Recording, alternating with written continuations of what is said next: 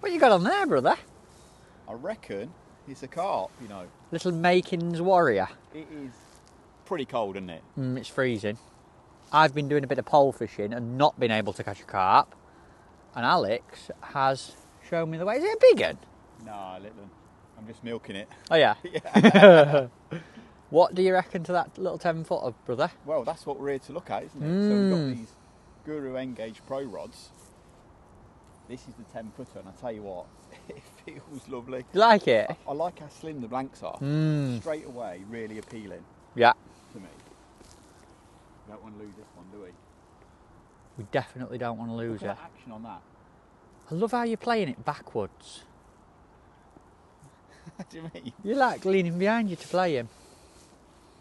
But no, look, so we're here to look at 8 rods in this range, Matt. 8 feeder rods. We've got some float rods as well, but obviously we'll talk about them separate if it warms up a little bit later in the year. But we just wanted a really comprehensive range of very mid-range rods that have got all the features of the top end Aventus kind of thing, and that's exactly what Engage Pro is.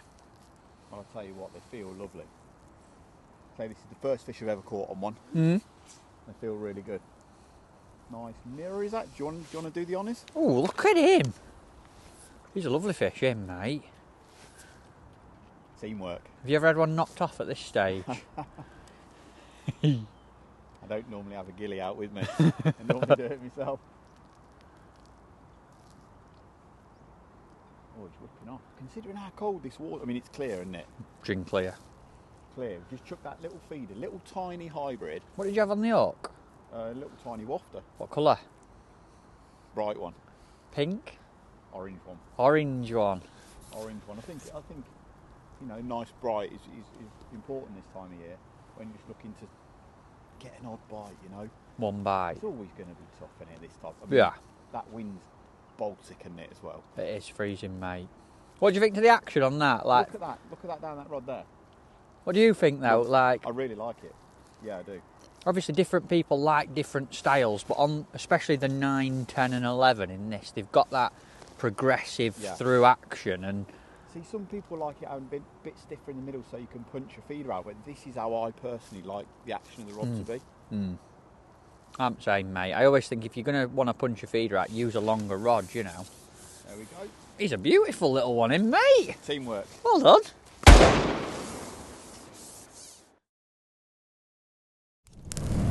Right, here we go then. So this is 2 bites. Second bite. Brilliant. I know that doesn't sound like a lot, but with the weather conditions, it is absolutely freezing. You know, the water clarity as well. What we got? F1 bream skimmer. Let's have a little look. That's a bream, Matt. We got a bream.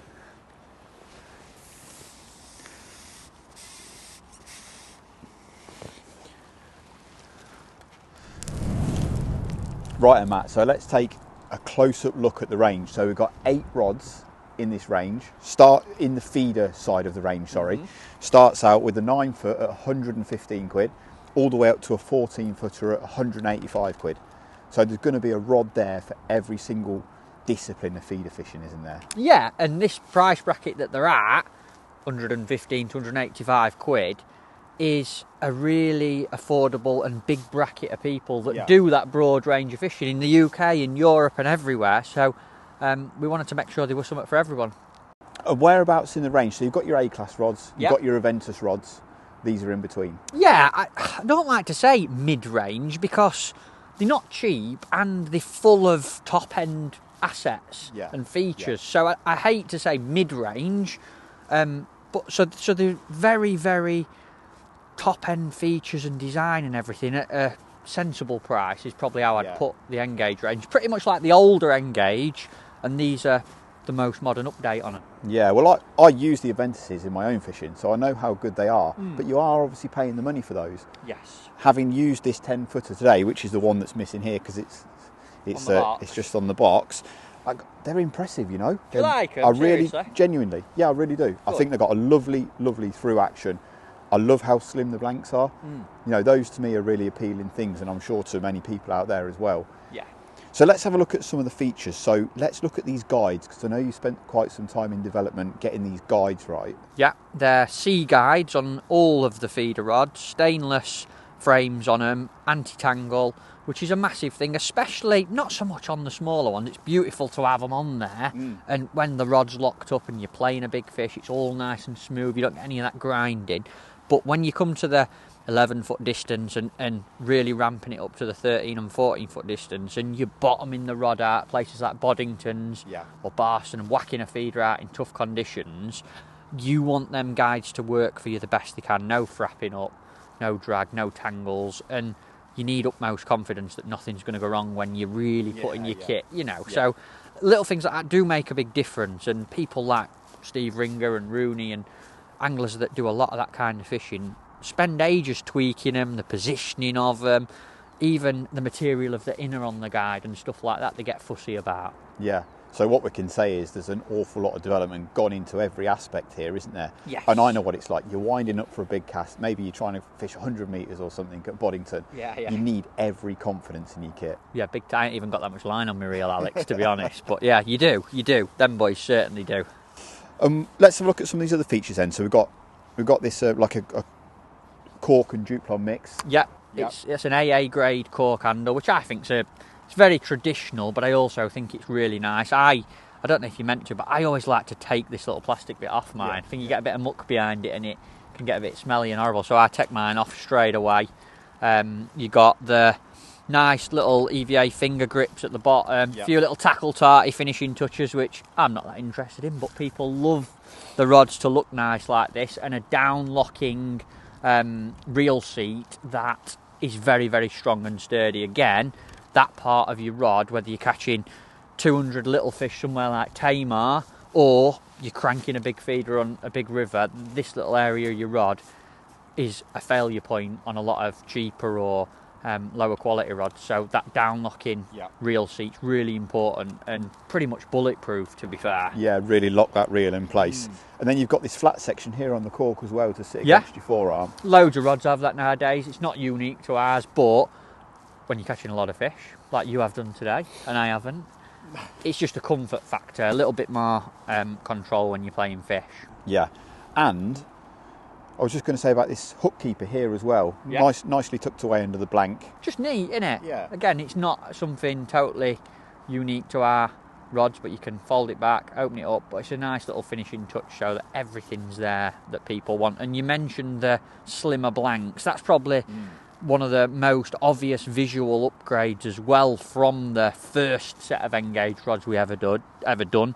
Making them slimmer on the Pro range has been a nice point for us. Yeah, when you hold it just in the hand, they're lovely, really nice and responsive, lovely slim blanks. Yes. I always think it's classy to have quite a slim blank where you can. Obviously, sometimes you need it a bit beefier, don't you, for the fishing distances and stuff. It's 0.40 tensile strength carbon, so it's quite a big upgrade in the actual carbon used. And when you pick any of the rods up, they feel, the best way I can describe it is they feel quite crisp and responsive, and they straighten back up nicely after a cast. Yeah, you've got that recovery, haven't you, within the blank? I think that's how you can sort of tell the difference between a rod that's a very cheap rod, but maybe affordable, and then this next step up where you're really bringing in them quality features. Yeah, so let's go through each of the rods here. Obviously we've got the 9 foot and I've got the 10 foot on the box there, and you've got the 11. Yeah. But then you've added a couple of distance models as well. Yes, we've got the 9 and 10 foot and 11 foot feeder that are quite soft through action. There's plenty of power in the butt,